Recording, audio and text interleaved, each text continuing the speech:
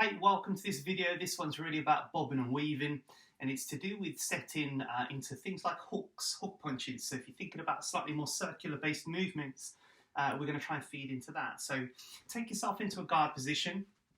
Again, if you've not done these movements before as a bob and weave, I'm going to keep this quite basic, so probably suggest following along. So if I'm not going to do any punches as such yet, I'm just going to talk about weight transference, and then we're going to put our hook punches into it, all right? So I'm going to put a little bit more body weight. This is exaggerated, but if you can follow in, a little bit more onto my right leg. I'm going to create a U shape with my head, as in I'm going to drop below an oncoming attack or strike. I'm going to drop underneath like a U shape, there's the bottom, and I'm going to pop up on the other side. Can you see my left leg is kind of weight bearing a little bit more there?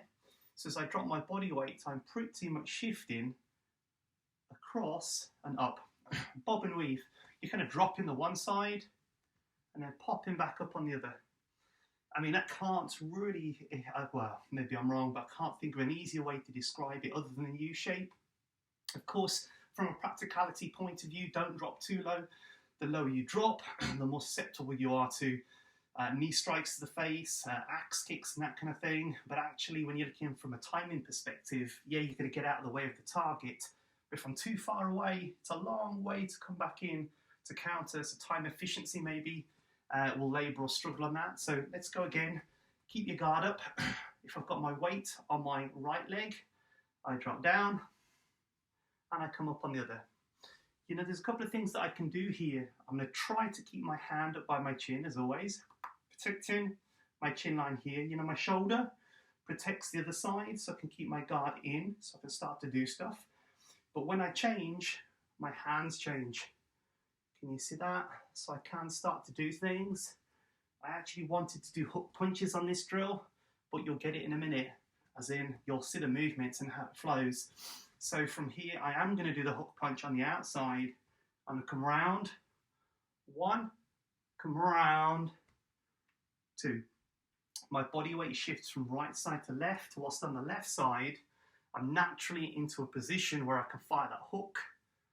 As I drop that round body weight down to the right, keep my eyes on the prize, eyes up into the target, I'm loading round.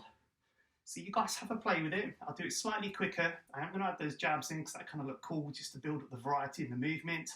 But I'm going to try and bob and weave one side, hook, bob and weave, hook. So I'm just coming across just to make sure I'm building that. All I'm thinking is you guys have potentially, boom, lines and angles that could work quite well. The cross one is where I go 1, 2, 1, 2. Can you see the drill as I'm at the bottom of the U or the bob and weave? I'll straight, hook, 1, 2, come across, 1, 2. That's a nice little drill just for building fluidity, coordination through that bob and weave. Let me know how you guys get on. As always, post the questions into comments below. If you are feeling brave, want to put it on pads and video on pads working it, that'd be amazing too. Stick the videos, proof of performance in the thread below. Take care, see you in the next video.